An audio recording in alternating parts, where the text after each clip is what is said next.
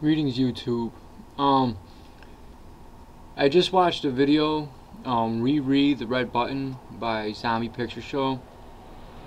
Probably won't upload this till tomorrow morning when I can try to get a Wi-Fi, so I won't waste my broadband usage, because that's why I've been uploading too much recently, because my internet really sucks and it's hard to upload.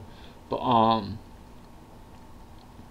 I agree with the vast majority of what he said in this. In a case regarding euphemism, antinatalism, I agree.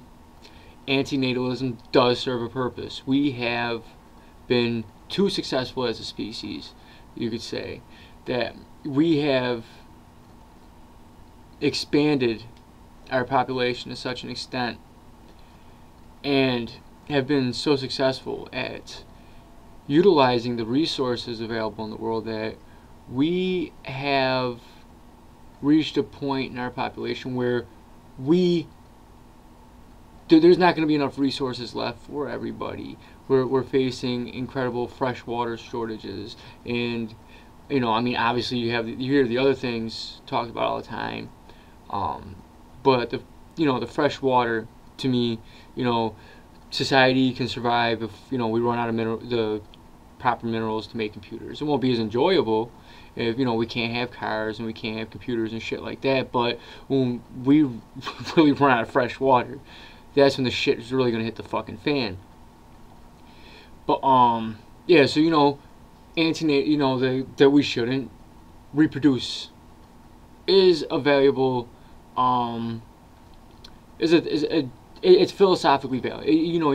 To try to tell people stop reproducing. It's valid. It makes sense. We should, but I don't think we should do it totally to the extreme sense that some people want to do it, where you should just try to go extinct.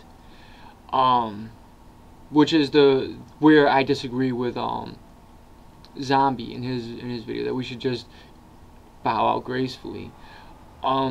If we can get every single person in the world to go along with this, then okay, yeah, sure, the last guy could go out and suck my dick, fucking DNA, or I forget exactly how you worded it, but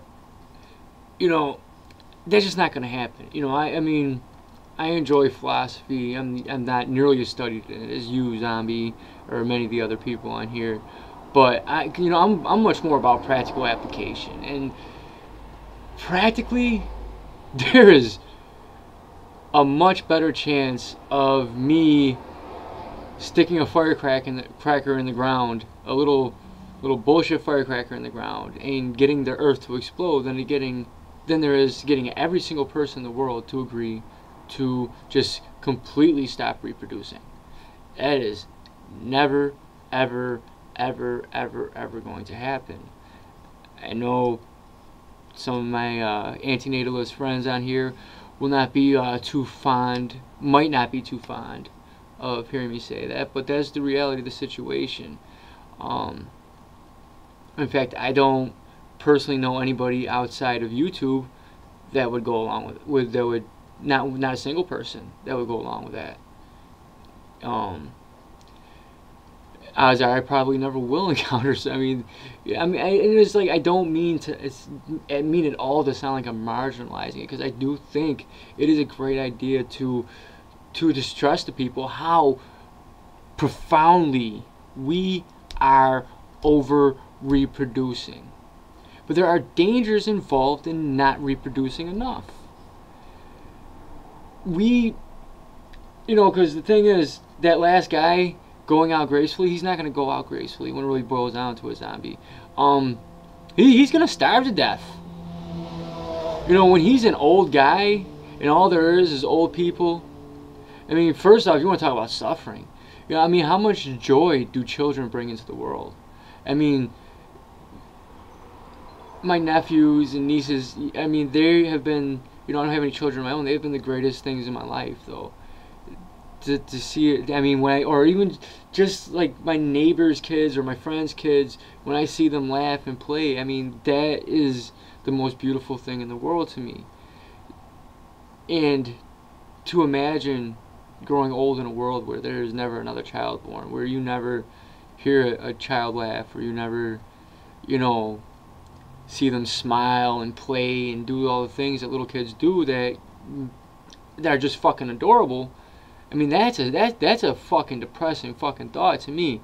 The just growing, and then as you get older, no children being born, and as you get older and older, there's no people of able working by of the age to work to produce the necessities that because my age right now, some of what I produce, I mean, most of it gets stolen by my boss and by, I mean, I don't mean the boss like as far as but the corporate structure, investors, things of that nature. Some of it is taken by the government. Some of it is stolen, in my opinion, and it is put towards the war machine, the war on drugs. That I can consider unconditional theft.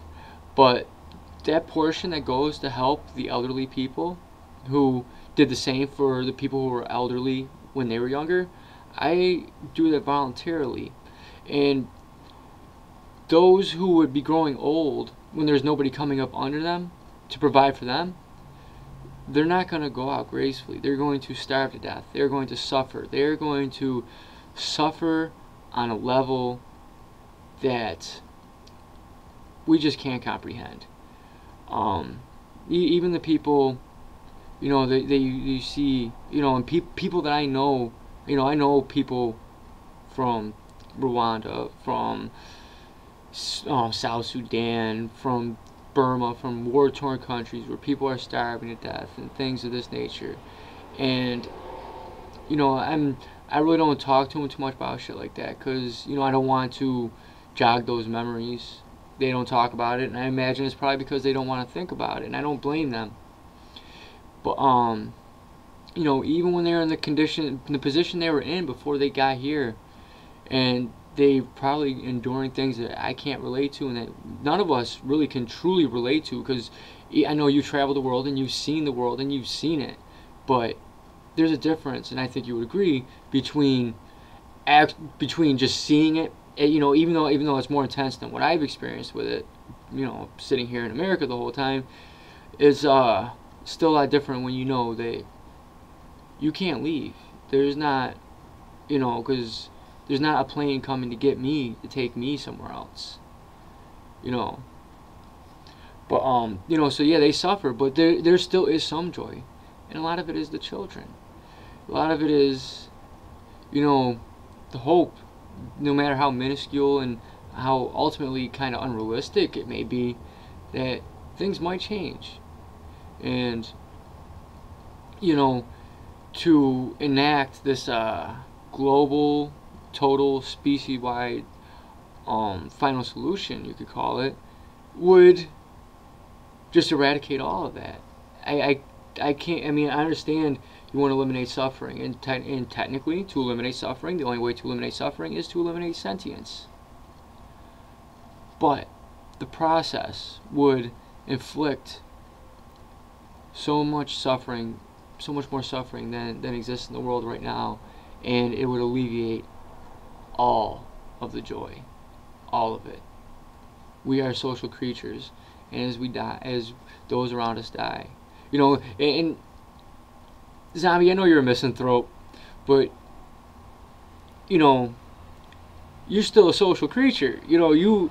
I could tell you enjoy these intellectual debates with people. And can you imagine where your only chance to have let's say you were the last person, your only chance to have an intellectual debate with anybody is in your mind with yourself? I mean, granted, we all like pouring over things in our head and trying to figure out ways to better articulate how we feel and what we think. But when that's all there is, that life would be pretty empty. So, to sum it up, I see antinatalism as philosophically valid. I do see it as something that should be spoken about in the more moderate forms. But the concept of actually eliminating it, it's going to happen eventually, but there just have to be too much I don't know. I don't know. I can't see doing it voluntarily. It'd be like committing suicide as a whole species by intentionally getting cancer. There'd just be too much pain involved. And the red button, like you said, is just not guaranteed to do anything. There's no guarantee. There's no guarantee. That is not even a guarantee to wipe out all of humanity. I mean, anything could go wrong. I mean, shit. And who knows? Under certain circumstances that we that might actually create more suffering in the long run. But yeah, I don't know. Those are my thoughts on it. Hope I don't piss anybody off too much. But you know, that's just my opinion. All right, peace.